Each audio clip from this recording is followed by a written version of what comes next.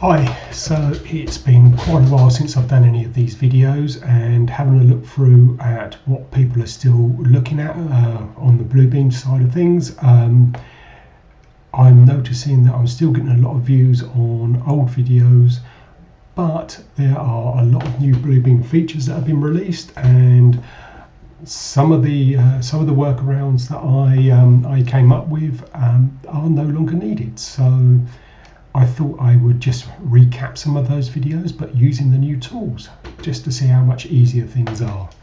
So the first thing I'm going to look at is making a grid.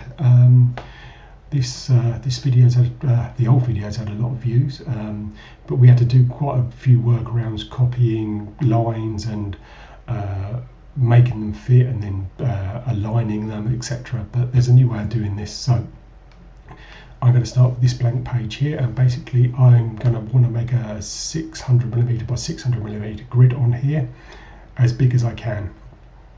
So the way I'm going to do this time is I'm going to grab this sketch to scale tool. I'm going to come down here, I'm going to start in this top corner here, click on, and I'm just going to see how big I can go here. Now if I come down here,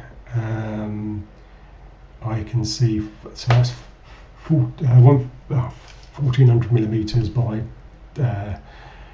just over 10 meters. So looking at that as a 600 by 600 grid, what I'm going to do is I'm going to type in the dimensions now. So obviously 15 meters, which is divisible by 600 mil, isn't going to work, but 14.4 will. So 14,400. Then I'm going to tab.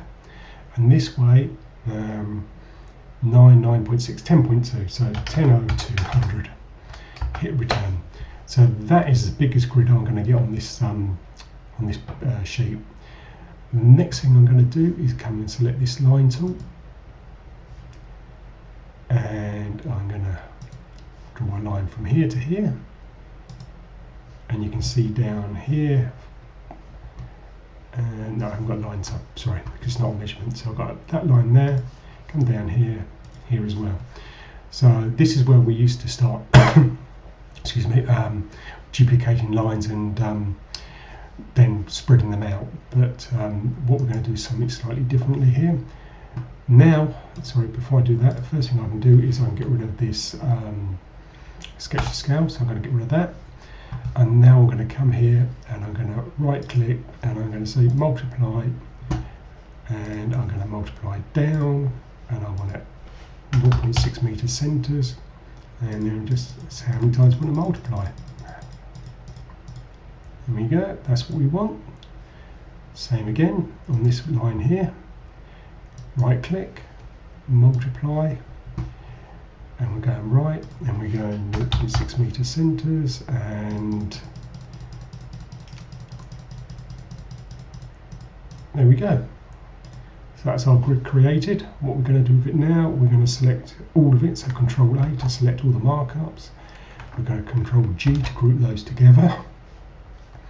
And what we're also going to do is we want this turned on as a highlighter tool. So, and press highlighter. Over here, I'm going to go back up to the top, and I'm going to call that grid 600 by 600 millimeters. And I'm also going to right click a layer, create a new layer, and I'm going to call this temp grids.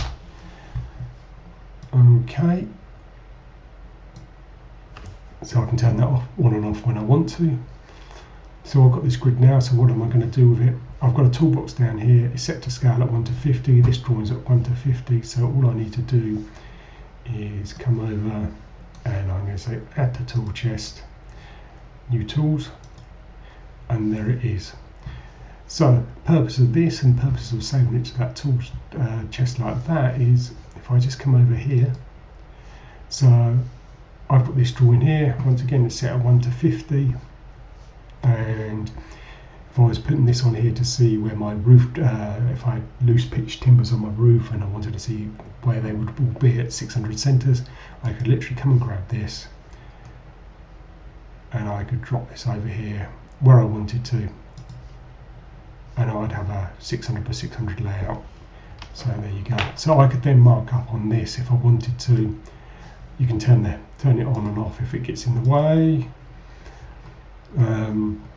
But the idea of putting this in the tool chest down here as well, I've got another drawing here which is at a scale of 1 to 500. So it's not ideal because most of these houses are rotated at a funny angle, but to get the idea, if I come over here and I grab this here, this automatically rescales to a 600 by 600 size. And if I placed it over here, what I could do is come on here, place it there, and if I wanted to, I could start rotating it. So if I put that at 45 degrees, it's not quite right, but you can see what I'm doing. I'm just move it round, get it where you want it, and there you've got a 600 grid at scale over that unit there. So that is how quick and easy it is to make up the grids now. Instead of copying, pasting, aligning and all of that, we can now just use the multiply tool. Very quick and very easy.